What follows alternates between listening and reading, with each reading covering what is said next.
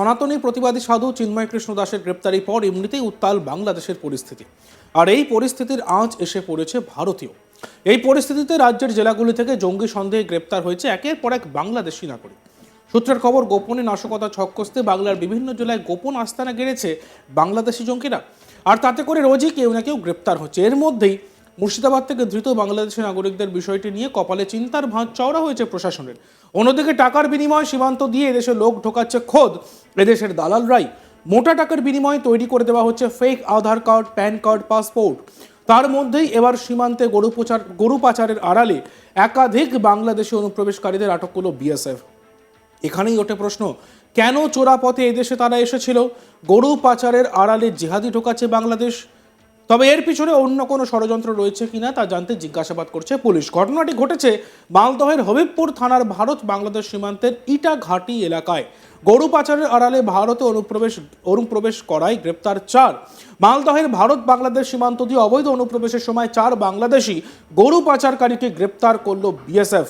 জানা গিয়েছে মঙ্গলবার বেশ কয়েকজন বাংলাদেশি নাগরিক হবিবপুর থানার ইটাঘাটি সীমান্ত এলাকা দিয়ে অবৈধভাবে ভারতে প্রবেশ করে, যা সীমান্তে কর্তব্যরত বিএসএফ এর 88 নম্বর ব্যাটালিয়নের জওয়ানদের নজরে পড়ে।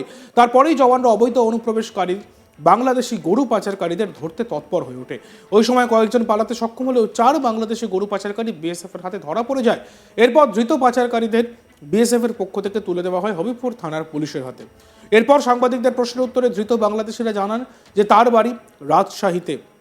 তিনি কাঁটাতার পেরিয়ে এদেশে গরু আনতে এসেছিলেন। ধৃত বাংলাদেশি কি বলছেন এই বিষয়ে শুনবো। দাদা বাড়ি কোথায়? বাংলাদেশ। কি কারণে ধরেছে? কি কারণে ধরেছে? গরু আনতে এসেছিলাম। গরু আনতে এসেছিলে? বাংলাদেশে কোথায় বাড়ি? বাংলাদেশের বাড়ির রাজশাহী জেলা আমাদের বাড়ি। কবে কবে ধরেছে? গরু পাচার করতে গিয়ে হচ্ছে।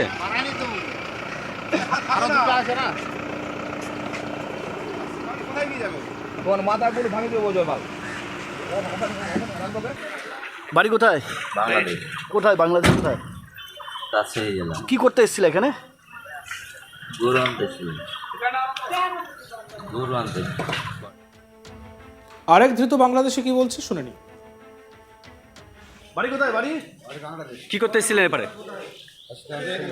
কতজন এসেছিলেন? কতজন ধরা পড়েছেন? কতজন ধরা পড়েছেন? আর কোন কোথায় আছে? আর বাংলাদেশে কোথায় বাড়ি? বাংলাদেশে কোথায় বাড়ি? ইন্ডিয়াতে আছে না বাংলাদেশে? আরো 9 জন কোথায় আছে দাদা? আর 9 জন কোথায় আছে? ইন্ডিয়াতে আছে না বাংলাদেশে? পালিয়ে গেছে। কি করতে এসেছিলেন?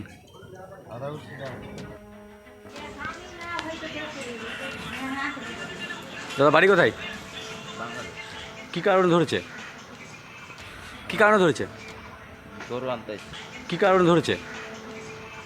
কি কারণে ধরেছে? গরু আনতে এসেছিলাম। গরু আনতে এসেছিলে? বাংলাদেশে কোথায় বাড়ি? বাংলাদেশের বাড়ির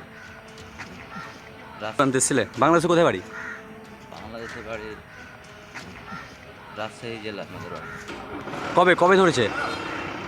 গরু পাচার করতে। দাদা বাড়ি কোথায়? বাংলাদেশ। কি কারণে ধরেছে? মঙ্গলবার পুলিশ ধৃত বাংলাদেশিদের বুলবুল চণ্ডী গ্রামীণ হাসপাতালে মেডিকেল করানোর পর মালদহ জেলা আদালতে পেশ করে। আর এই নিয়ে আমাদের প্রতিনিধি মিল্টন পালের একটি প্রতিবেদন আমরা দেখব। মালদার ভারত বাংলাদেশ সীমান্তবর্তী হবিবপুর থানা এলাকার ইটাঘাটি সীমান্ত, সেই সীমান্ত দিয়ে গরু পাচারের আড়ালে অনুপ্রবেশ হচ্ছিল। ঠিক সেই সময় সেখানে প্রহরারত যে জওয়ানরা ছিল সেই জওয়ানরা ধাওয়া করে 4 বাংলাদেশকে ওখান থেকে আটক করে। বাকি যারা ছিল তারা সেখান থেকে পালিয়ে বাংলাদেশের দিকে চলে যায়। এরপরই ওই 4 জনকে জিজ্ঞাসাবাদ করা হয়েছে এবং ইতিমধ্যে এই 4 বাংলাদেশিকে হবিবপুর থানার পুলিশের হাতে দেওয়া হয়েছে। যদিও যেটা জানা যাচ্ছে বেশ কয়েক মাস ধরেই বাংলাদেশের উত্তপ্ত পরিস্থিতি, আর সেই উত্তপ্ত পরিস্থিতির মধ্যে সীমান্ত এলাকায় অর্থাৎ মালদা জেলা জুড়ে 172 কিলোমিটার যে সীমান্ত রয়েছে সেই সীমান্তের বেশিরভাগ জায়গায় যেসব জায়গায় কাঁটাতার আছে এবং যেসব জায়গায় কাঁটাতার নেই সেই সব জায়গাতে নজরদারি বাড়ানো হয়েছে। আর এরই মধ্যে যে এই বাংলাদেশিরা গরু পাচার করছিল এবং গরু পাচারের আড়ালে তারা ভারতে প্রবেশ করছিল এবং সেই সময় এখানে কর্তব্যরত জওয়ান যারা ছিলেন তারা তাদেরকে দেখতে পান এবং ধাওয়া করে এই 4 জন বাংলাদেশি গরু পাচারকারীকে গ্রেপ্তার করে। তবে এই ঘটনার পর যেরকম আঁটোসাঁটো করা হয়েছে সীমান্তের যে তারকাটা রয়েছে সেই তারকাটা এলাকাতে এবং বাড়ানো হয়েছে নজরদারি, আর যাতে কোনোভাবেই কোনো অনুপ্রবেশকারী বা ওপার থেকে কোনো দুষ্কৃতী এপারে না আসতে পারে। আমরা বেশ কিছুদিন আগেও দেখতে পেয়েছি যে কাঁটাতার দেওয়া নিয়ে একটা বিবাদের শুরু হয় এবং সেখানে বিজিবি বারবার করে বাধা দিতে থাকে সেই কাঁটাতার দিতে এবং সেখানে অর্থাৎ মালদার যে বৈষ্ণবনগর থানার এলাকার সীমান্ত এলাকা রয়েছে সেখানে উত্তেজনার সৃষ্টি হয়। কিন্তু পরবর্তী সময়ে একাধিকবার পতাকা বৈঠক করে সেই জায়গার যে ভারত ভূখণ্ডে সেটা বারবার করে বিজেপিকে বোঝানোর পরেও তারপরেও সেখানে কাঁটাতার দিতে বাধা দেয়। ইতিমধ্যে সেই সব জায়গাতে তো উত্তেজনা রয়েছে, পাশাপাশি এরই মধ্যে যে শীত পড়ছে এবং শীতের যে কুয়াশা সেই কুয়াশার আড়ালে মূলত এই পাচারকারীরা এপারে আসছিল। ঠিক সেই সময়ে সেখানে যে কর্তব্যরত জওয়ানরা ছিলেন তারা সেখানে যান এবং সেখানে গিয়ে এই রাতের অন্ধকারে এপারে যে গরু নিতে আসছিলেন যে বাংলাদেশিরা তাদেরকে আটক করেন।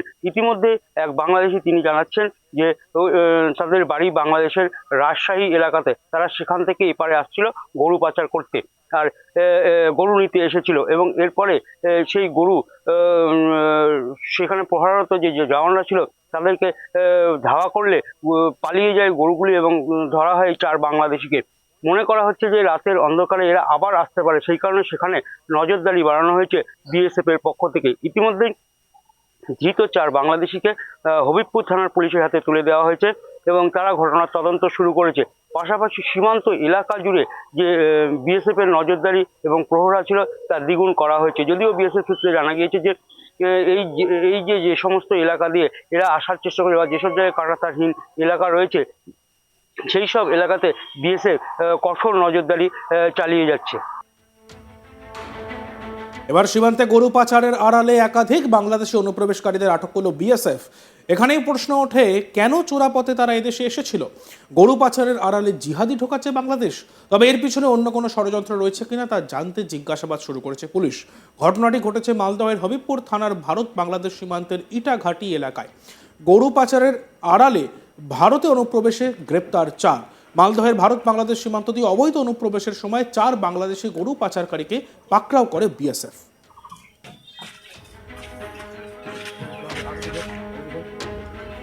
ইন্ডিয়াতে আছে না বাংলাদেশে? আরো 9 জন কোথায় আছে দাদা? দেখতে থাকুন আজ তাক বাংলা। ভিডিওসগুলি ভালো লাগলে লাইক করবেন, কমেন্টস করবেন, শেয়ার করবেন, চ্যানেলটিকে সাবস্ক্রাইব করতে ভুলবেন না।